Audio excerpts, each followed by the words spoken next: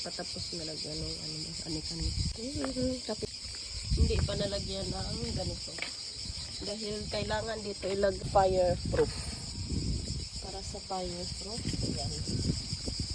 Tingin tayo dito. Wow! Ang dami ko ng offers na yun. Ayun o. Tingin ka babi. Wow! Yung squash o. Humahataw. Kape. At ang aking ampalaya. Ang hahataw. Init ang panahon. Init pa. O samot. Init ang panahon. Tapos na makabarbecue na ako dyan ng dinosaur. Dito tayo magtambayers.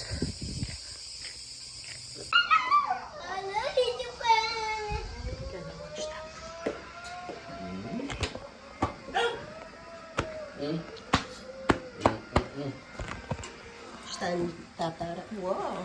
I like Tata Palachinki. It's soft, huh? Mine is very hard. Teka lang. Mama Silaw. Oh yeah, this one is nice. This is the Croatian Palachinki. Soft and thick. Mine is not nice. That's why Tata all that time I want.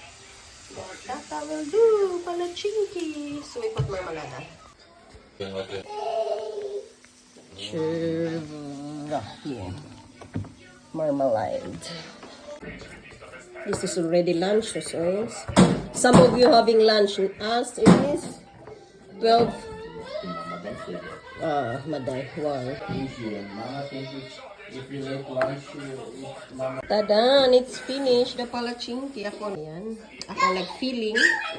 So, yan. Ang sarap ng palachinki ni Tata, guys. So, ganun pagkain. Ganun. Isa ko na kumain. Soft. Masarap ang palachinki ni Tata kasi ang akin hard. Yummy. Most of the time, lagyan namin ng on top ice cream. Mainit na. Harap. Buyag. Brunch. How Mama dance? No. How Mama dance? No, the other one. Here, remember? Hi, Dad. Okay. So, ayan na nga, guys. So, nandito ko sa kwarto ni Angela. Ayan. And today is Velika Gospa. That's Mama Mary. It's a holiday in Croatia. So, meron akong allergy, guys. Nag-allergy ako kasi Tata ang gumawa ng breakfast. Ngayon naman lunch. So, ayun, gumawa si Tata ng roasted beef. So, ayan, with potatoes, of course, and carrots. So, specialty yan nila dito. And also the goulash. But, wala kaming yung mga tenderloin. So, meron sa amin yung mga ribs at yung mga spare ribs. So, ayan, pang roasted or pika. So, ngayon naman sa kanya, like, pag-season. Ako ang nag-season. So, kasi gusto ko yung maalat-alat. Ganito naman tayo pag bisdak or Filipino. So, ayan, medyo I'm not in a good shape. Pero, laban pa rin. Nakapag-spray na ako. Yan, pingot siya. Pingot. Dili siya pingot. Kanang katul. Anak bloated siya. So, especially makakain ako ng mga nuts. Dami ko kasi nakain nuts.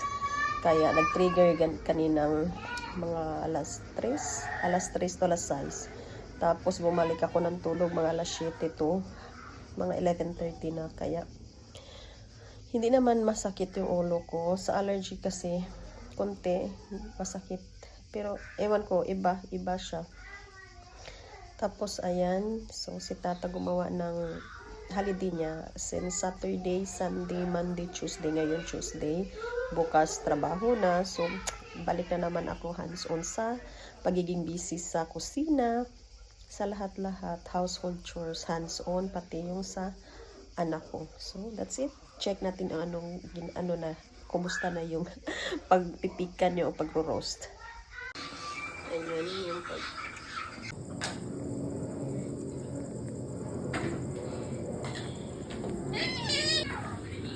That's okay na.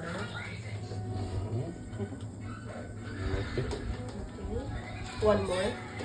Tinawag na ako ni Tata, guys. Kain daw kami. So, ayan na. Tingnan natin. Well, oh, not yet. Oh, my God. Wow. Tata is chef. Ta-da! This is, guys, and that's... So, my bahaw na rice with sausawan. And here's Tata roasted or pika with some beef. This is enough, Tata. This is already okay. Okay, let's eat now. Pinagservisyon tayo ni Tata, guys. Dahil today's Tata's, you know, from breakfast to lunch. Okay, and beba. Thank you. Tatagit for beba here. So, thanks. Ayan si Tata Angela on my side. So, let's eat. Oh, imiochi. Yes. Beba so. Here, Oh, okay. here. Ah, mama's giving it. Yes. Okay. Yes, hala. Eat. And for Angela, gusto niya carrots. Hala, why you get? So, ako. Cut natin kay Angela.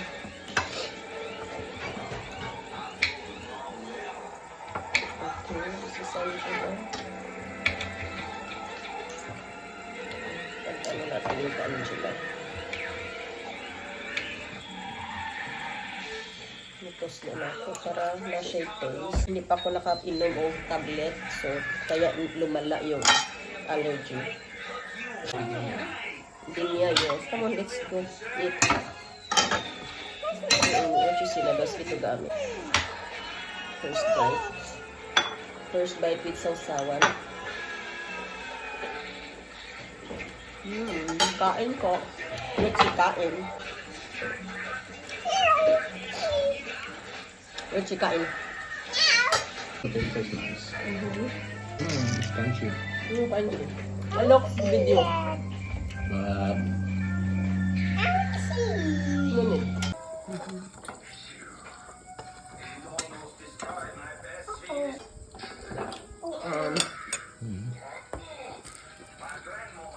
It's hot.